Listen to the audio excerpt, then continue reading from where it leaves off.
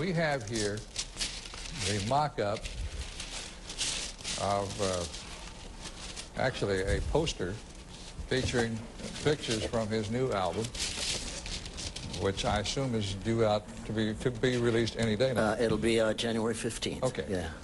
But I want to focus. It's okay to shoot the picture, but I want to focus on one of the tunes. The last tune mentioned here, The Letter. You want to talk about that? I want you to tell me about that. That is a song that I co-wrote with Rick Goodman, and John Minnick, and Cat McCrone. And the story is, Ralph, that in 1976, in Elvis Presley's last appearance at the Las Vegas Hilton, by his bed he had a little notepad, and he wrote some words down. He wrote actually kind of a message to God and to himself, and crumpled it up and threw it in a waste paper can. And one of his guys evidently retrieved it, kept it.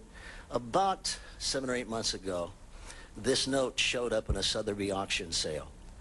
And some people called me knowing of my friendship with Elvis. And when I heard what the note said, it just tore my heart out, and I bought it.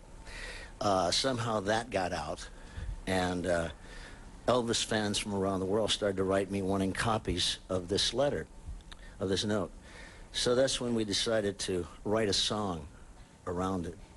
And so we did. So that's the story of the letter. All right, with the exception of what was in the letter.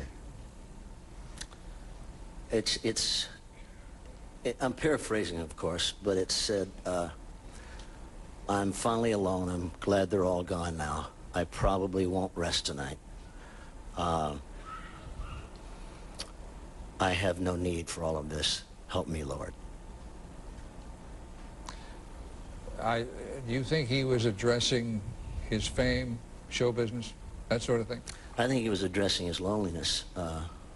He had by that time become quite a recluse.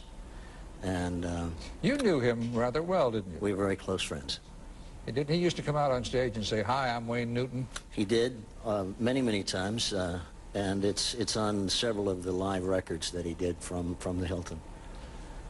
Was he easy for you to get close to? Very. He was a wonderful human being. I mean, I have refused to read any of the books surrounding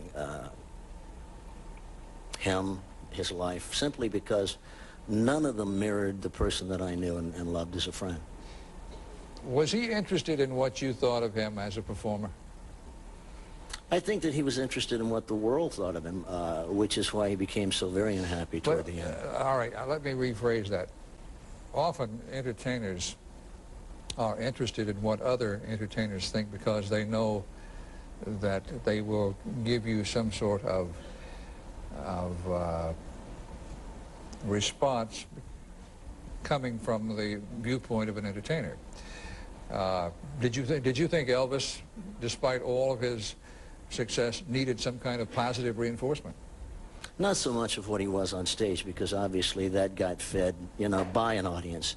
And I think that when performers talk, we talk in a much more technical way. As you know, we will say things like, was the bass loud enough? Yes. Could you hear Terry McMillan on the harmonica? Did that? Those kind of things that from a public point of view probably wouldn't even cross their minds. But those are the kind of things that we as performers kind of hinge on, I think. Did you ever compare notes on, did you like this room when you played it? Many times, many times. And we would talk about people that we had in common in our lives. Did we like being married? Did we not like being married?